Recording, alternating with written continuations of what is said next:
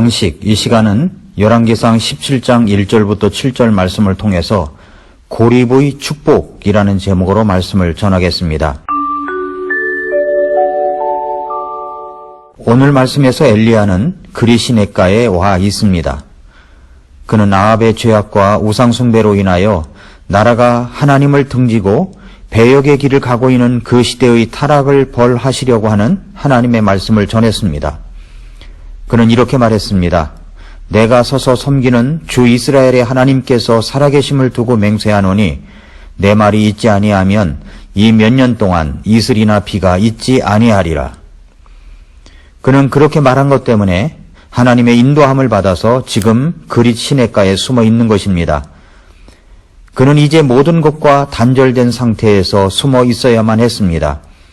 오로지 하나님만 바라보며 신기한 방법으로 까마귀들을 통하여 아침과 저녁으로 공급해 주시는 양식의 필요들을 받으면서 숨어 있습니다. 이런 모습을 또 다른 말로 이야기한다면 고립이라고 할 수 있을 것입니다. 살다 보면 이렇게 고립되었다라고 느낄 정도의 위기의 순간에 처해질 때가 있습니다. 이제 고립의 순간들이 내게 다가왔을 때 일어나는 반응은 두 가지입니다. 하나는 이것이 하나님의 길이라면 그런 하나님의 인도하심을 거부하면서 모든 것을 부정적으로 반응하는 사람들이 있습니다. 고립으로 인한 경험도 유익도 인도하심도 싫다고 말합니다. 또 하나는 우리를 연단하시는 하나님께로 깊이 나아감으로써 적극적으로 반응하는 것입니다. 고립이라고 생각하는 그 시간에 더욱더 자신의 신앙을 챙기며 하나님과의 관계를 살피고 더 기도하고 더 예배하고 더 말씀을 보는 사람들입니다. 인생을 살다 보면 이런 고립의 기간들이 있습니다.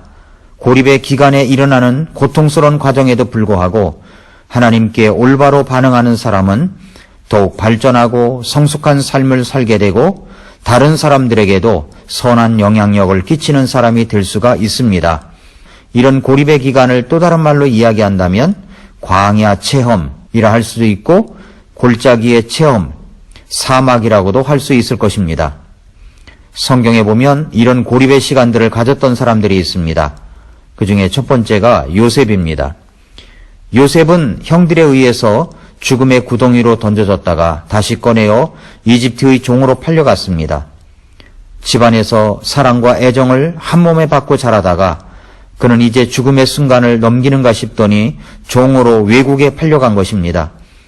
그는 이집트에서 보디발이라고 하는 왕의 경호실장격인 그 사람의 집에서 종으로 살았습니다. 얼마나 낯설었겠습니까? 얼마나 외로웠겠습니까? 요셉은 바로 그 시기가 고립의 시기라고 할 수 있을 것입니다. 그래도 요셉은 열심히 살았습니다. 하나님과의 관계에서 항상 긍정적으로 생각하면서 하나님 앞에 예스, 아멘 하는 삶을 살았습니다. 종으로서는 최고의 자리, 그 집안의 살림을 도맡아 관리하는 총무의 자리까지 갔으니 말입니다. 그러나 그는 또 다른 고립의 장소가 기다리고 있었습니다. 보디발의 아내의 유혹을 거절하고 하나님 앞에서의 순결한 삶과 주인과의 바른 관계를 지키려고 하다가 누명을 써서 감옥에 간 것입니다. 그 순간 그는 형제들도 자신을 버리더니 이제 하나님께서도 나를 버린다고 생각하지 않았을까요? 요셉에게는 그 순간이 바로 고립의 기간이었습니다. 요셉은 그런 고립의 시간들을 통해서 어떤 것을 배웠을까요? 고립의 시간들을 통해서 요셉은 하나님과의 관계를 배웠을 것입니다. 오로지 하나님만 의지하고 하나님께서 함께 하심을 경험하면서 더욱더 형통한 모습의 끈을 굵게 하였던 것입니다. 결국 요셉은 민족을 구하고 사람들을 구하는 총리로서 7년의 풍년과 7년의 흉년을 대비하는 위대한 총리로 쓰임받게 되었습니다. 고립의 시기는 그를 더욱더 위대하게 만들어가는 시기였다는 것을 우리는 알 수 있습니다. 둘째로 모세도 고립의 시기가 있었습니다. 그의 나이 40세 때 이집트의 사람이 히브리 사람을 잔인하게 다루는 것을 보고 자신이 히브리인의 핏줄이라는 것을 확인하기 위해서 어떤 시도를 하다가 잘못하여 사람을 죽이고 도망을 가게 됩니다.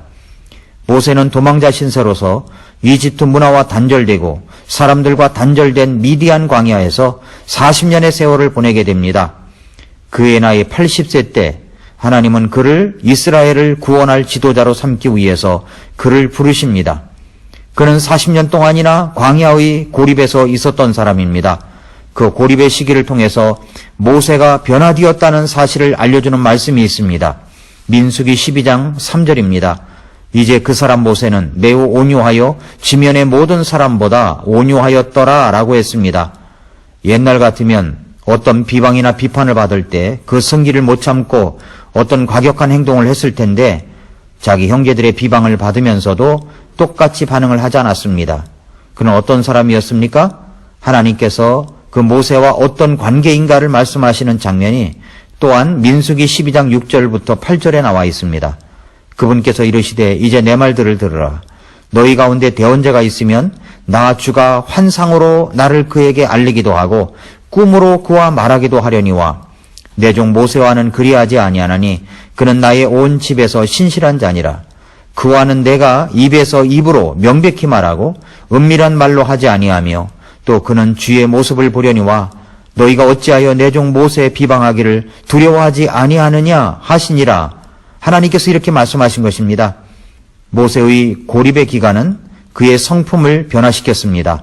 온유한 사람으로 말입니다. 셋째로 오늘 본문의 엘리야입니다. 엘리야는 그리시네가에서 하나님을 온전히 바라보는 믿음의 훈련이 계속되었었습니다. 그는 아침과 저녁에 까마귀를 통해서 공급해 주시는 빵과 시냇물을 마시면서 생활해야 했습니다. 나에게 일용할 양식은 전적으로 하나님께 오는 것입니다. 엘리야가 이렇게 하나님을 전적으로 의지하며 일생을 보낸 사람이 아닙니다. 그도 실수할 때가 있었습니다. 고립의 시간들이 너무 무서워서 차라리 죽는 것이 더 낫지 않는가 하면서 죽기를 자초했던 적도 있습니다. 그는 바알 숭배 제사장 850명과 싸움에서 승리하였을 때 이세벨이 도끼를 품고 너도 똑같이 죽을 것이라는 말에 놀라서 멀리 도망을 가서 차라리 죽여달라고까지 했던 사람입니다. 자신이 또 도망하여 숨어 있어야만 하는 그 기간이 그렇게 녹록지 않다는 사실을 그는 알았던 것 같습니다. 그러나 그는 하나님의 말씀을 통해서 다시 일어섭니다. 그리고 그는 사역의 길을 계속 갔습니다. 결국 그는 죽음을 보지 않고 승천한 사람이 되었습니다. 이것이 바로 고립의 축복입니다.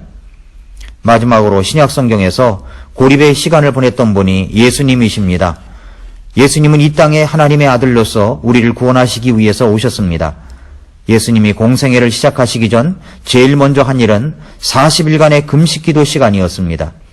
금식을 해보신 분들은 알겠지만 40일간의 금식기도는 정말 쉬운 일이 아닙니다. 저도 한 번도 해본 일이 없습니다만 며칠간은 해봤습니다. 며칠간 금식기도는 해보았지만 40일은 정말 흉내도 내보고 싶지 않습니다. 40일간의 그 시간은 정말로 고립의 시간들입니다.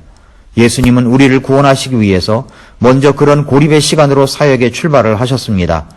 40일간의 금식기도 기간이 끝나자 제일 먼저 달려들어 예수님을 시험한 것은 마귀 사탄이었습니다. 마귀 사탄은 종종 먹을 것을 들고 나와 시험을 합니다. 예수님께도 마찬가지였습니다. 예수님이 배고프다는 것을 알고 이 돌들이 빵덩이가 되게 하라고 유혹합니다. 사탄은 우리들에게도 먹고 사는 문제를 가지고 와서 우리를 시험에 들게 합니다. 먹고 사는 문제 때문에 예배를 멀리하라. 네가 배부르게 될 것이라고 유혹을 합니다. 예배를 팔아서 먹고 사는 문제를 해결하라고 합니다. 이렇게 속아 넘어가는 사람들이 얼마나 많습니까?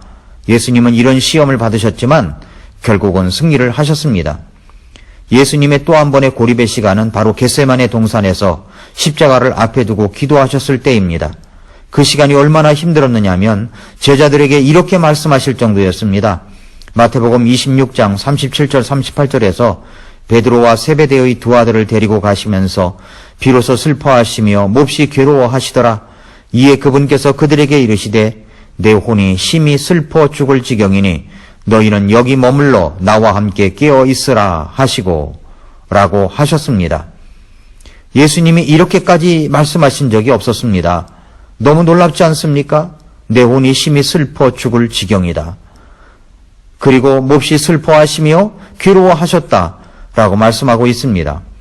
누가복음 22장 44절에서 그런 고통을 안고 기도를 하시는데 그분께서 고뇌에 차서 더욱 간절히 기도하시니 그분의 땀이 큰 핏방울 같이 되어 땅에 떨어지더라 라고 했습니다. 예수님께서 얼마나 그 고립의 시간들이 힘들고 간절했으면 기도하실 때 얼마나 간절히 애써서 기도하셨던지 땅구멍에서 핏방울이 나올 정도로 힘을 주어 기도를 하셨습니다. 예수님의 그 고립의 시간들은 결국 십자가로 이어지게 합니다. 그리고 저와 여러분의 죄악을 위하여 십자가에서 죽으셨고 무덤에 장사 지낸 지 3일 만에 부활하시게 되었습니다. 그래서 우리가 구원을 받은 것입니다. 그래서 우리가 구원을 받아 새로운 창조물로서 생활하게 된 것입니다. 사랑하는 성도 여러분, 고립의 시간들은 결국 나를 파멸로 빠뜨리는 것이 아닙니다. 나를 축복으로 인도합니다.